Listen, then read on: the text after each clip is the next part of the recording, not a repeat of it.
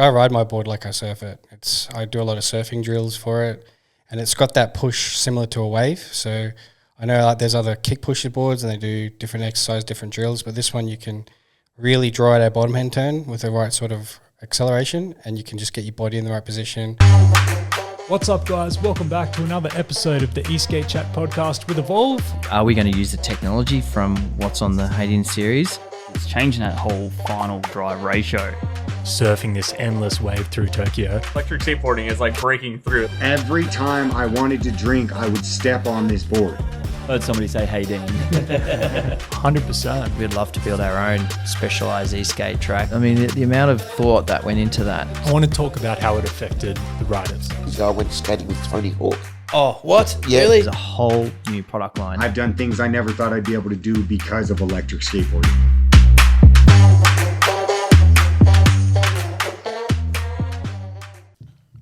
Welcome back to another episode of the eSkate Chat podcast. We're here today with Rob, one of our service techs. How you been going? I'm good, thank you. Very good. It's a good place to work. Good times. How long have you been with us? About 10 months now. Yeah, just enjoying it, learning a lot about e-skates. Yeah. So this is your first introduction to e-skates at all, correct? Correct, yeah. Never really rode any e-skates, had nothing to do with e-skates, and then come here to work and learn a lot in the last 10 months. Yeah, sick. What's your background like in terms of other board sports or anything vaguely similar in like the electric realm? No electric. I've got a lot of other board sports. Surf for a very long time. Done a lot of snowboarding. Used to have a downhill board just back in the day riding. It's called carveboard. Used to do a lot of skating on that thing, and never really rode normal skateboards. And then just came over here and always dreamt about electric skateboards, and now I've got one. It's absolutely sick. I ride it every day. Do you remember the first time you stepped foot on one of the boards and actually had a go? Yeah, I remember. I was with Nick, one of the old techs that showed me around. Took me a couple of goes to get comfortable, and then after that I was hooked. I was just like, I need to ride this thing nearly every day. And it's been that way for the last 10 months. So as a surfer, you obviously have the experience of standing up in that stance. You understand what it's like being on a board, staying balanced. Yeah. How do you think that played into how quick your progression was? And was there anything that just didn't translate? No, it feels like I ride my board like I surf it. I do a lot of surfing drills for it, and it's got that push similar to a wave. So I know like there's other kick pusher boards and they do different exercise, different drills, but this one you can really draw out a bottom hand turn with the right sort of acceleration, and you can just get your body in the right position, the way you lean in, the way you touch the ground to mimics touching the face of the wave as you're doing a bottom turn, how you pivot your feet, everything can be translated from surfing to this board, and it's great for your practice. It like changes your style, things that you haven't really known that you got bad habits on in the surfboard, you can sort of alleviate and get rid of on the skateboard. So it's pretty good. Since you've sort of gotten into the riding, I've seen you got stuck into the local community here on the Gold Coast. Yeah. So there's obviously like a bunch of groups where they all get together multiple times a week doing group rides, and you've sort of jumped in and started hanging out with the guys outside of hours. What's that been like? That's amazing. Like it's just a bunch of crazy lads that just want to have fun. It's really good. It's a really good place to meet friends, other like-minded crazy people that just want to go skate. That are just as addicted as I am. It's pretty fun, and everyone I've met in the group's got an interesting story, and they all love the skateboards, and whether it's Evolve, their own boards that they've designed, it's just the e-skating community is pretty positive, pretty good group of lads. It's lots of fun.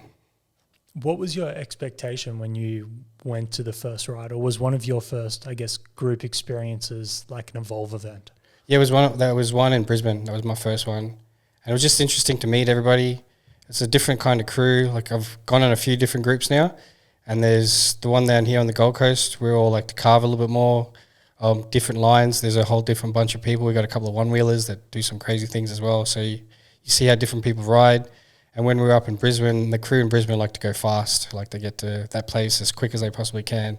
So they're always waiting for us because we're doing mad stuff, turning. But everyone has their own passion. Everyone wants to ride their way, and that's what I love about it, because your personality shows in the way you ride.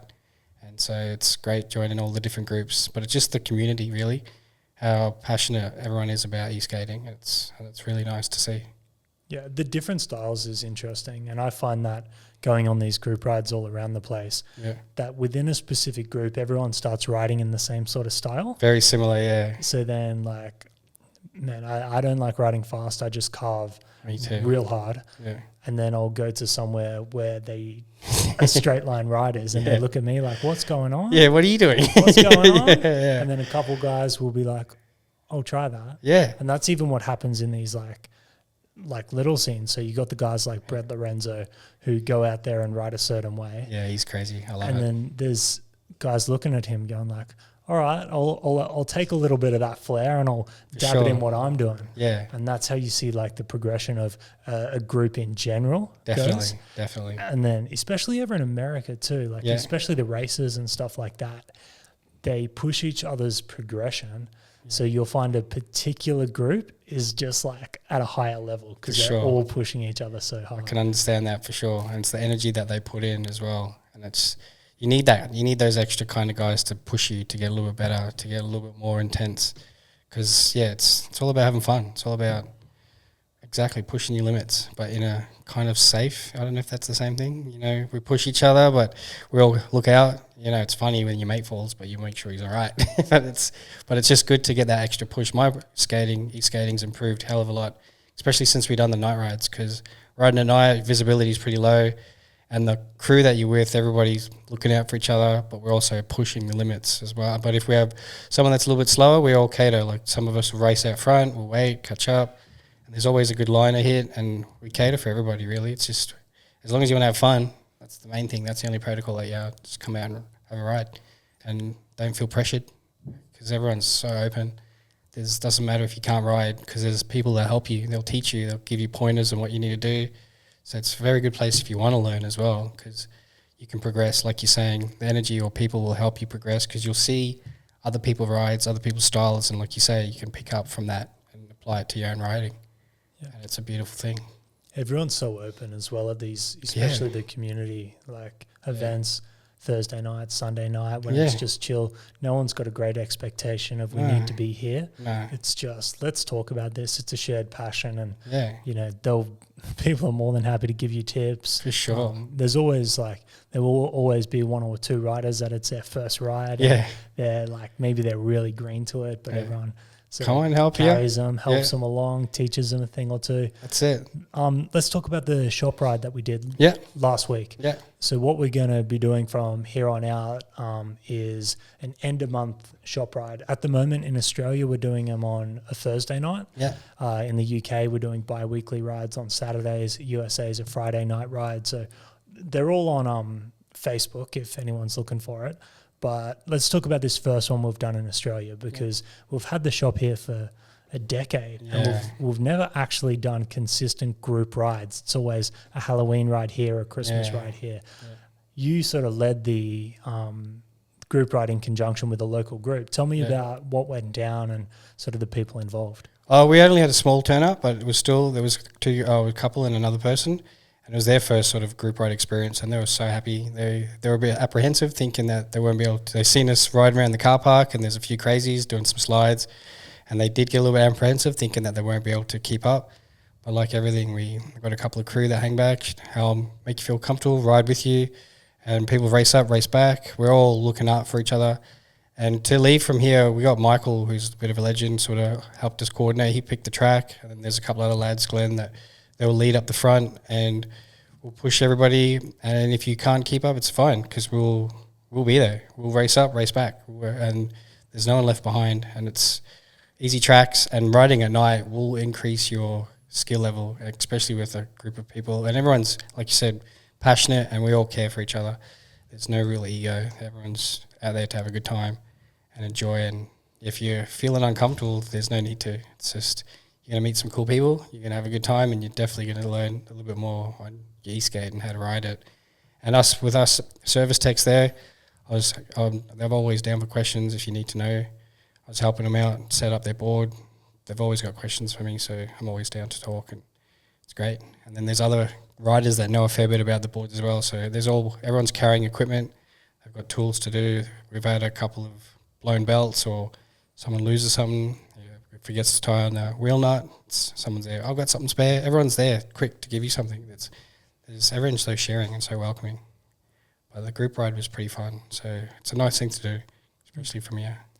Yeah, cool. Like in the UK, we did this last year as well when we ran them fortnightly through the whole of the summer period. It was about 15 or 16 events. Yeah. And the beautiful thing about consistency is that people start understanding, okay, it's the last weekend of the month. Yeah. I'm going to be there. Block that out. We'll make it happen. So it actually builds over time. Yeah, for sure. So how many riders came to this one? Would have been, most of it was from the local crew. So I think there was about just under 20. Yeah. And a bit of a mix of the local Gold Coast crew that we have, and then a couple of crew from the Facebook group. And like you said, it's just going to grow. They're going to come back, the crew that came for the first time. They enjoyed. They wanted to come on one of the Sunday crews, but I think time got in the way. And then because we also do Sunday rides with the Gold Coast crew, and it's just lots of fun, really. Just more and more people to come, and you'll just enjoy yourself. It'll be great. Yeah. So if you haven't been on a group ride, we have them happening all over Australia. We got them in southeast Queensland here at HQ. Yeah. They're in London, New York, California. Yeah. There's crews doing it over in France. Everywhere. Go on our Facebook page and check the events tab, and hopefully you can find something near you. Now, the next thing I want to talk about is a brand new board that we're literally just releasing about an hour after we finish this podcast, which I'm pretty excited about. Yeah, it's a pretty good board. Pretty good board. I know you like it. I love the Teak. It's great. So about maybe 6-8 weeks ago, we released the Teak edition of the GTR board. Yeah. And a lot of people said, hey, where's the Hadean? Where's that Hadean at? Well, we have that Hadean. Oh, man, it's exciting. It's pretty good. I want one. Let's chuck it up here for a bit of inspiration. Yeah. Ooh, it's nice. They do look good. Ryan's done a very good job. So if anyone missed the GTR board, what this actually is a teak veneer. We've teamed up with a company called Teakin, a guy called Ryan, who's a relatively new company, but it's a super great idea, and he's had like a whole bunch of success in getting people just stoked on it because aesthetically it's so unique. So what it is a teak veneer that is off like super yachts. So it's the highest quality material you can get, and teak's great. Because it's naturally grippy without it needing actual grip tape. And it's long lasting. And it's great for weather. It's super great. durable. Yeah. And he runs it through, is it a laser CNC? Yeah, laser CNC. He's got 3 different levels of cuts. He cuts out the first bit and then scribes a little bit the darker lines on it.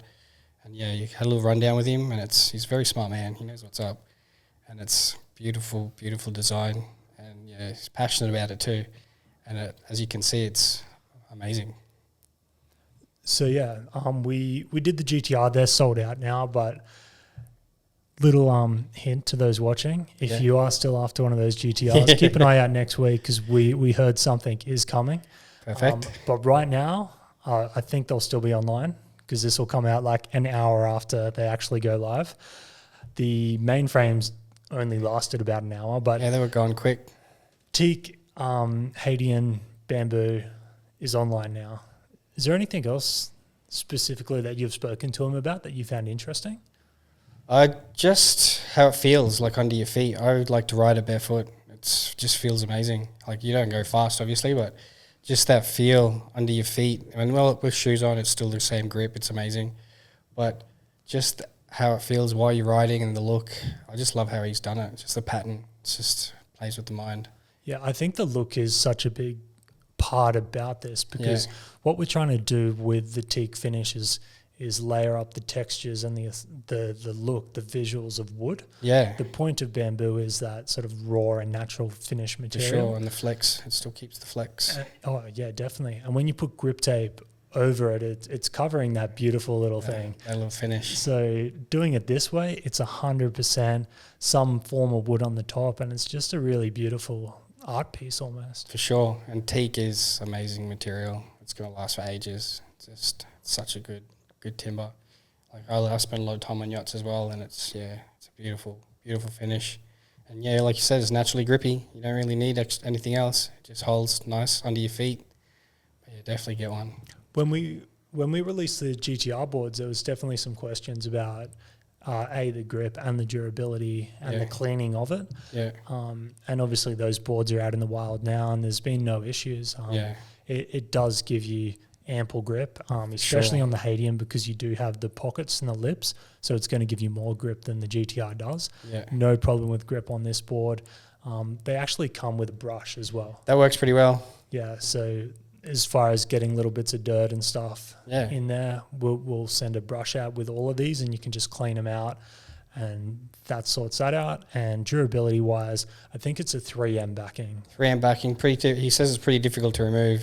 Yeah, you need the heat gun, but other than that, it's going to be pretty hard to peel off. Yeah, she's not coming off. The first time I asked him about that, he's like, "Oh, I don't know if it'll come off." Once it's on, it's on. You know, you're doing pretty well to get it off. But he did do a test, and he actually did get it off with the heat gun. Yeah, that's it. That's all you got to do. But durability, it's amazing. These things are pretty cool. I love it. I really do. Cool. Well, that's going to do us, guys. We'll keep it short and sweet on that. So 2 things: find a group ride near you. Yeah, for sure. And also, Teak, Hadean's out now. We'll catch you on the next one. Thanks, Rob. No worries. Thank you.